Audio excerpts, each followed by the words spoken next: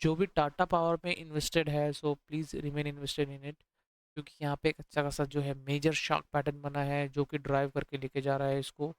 Almost इसका जो पहला टारगेट है T1 410, and I just right it here, T1 जो है 410, और ये जो T2 है उसके बाद अगर लेट्स से वो एकदम हाई जाता है तो 475।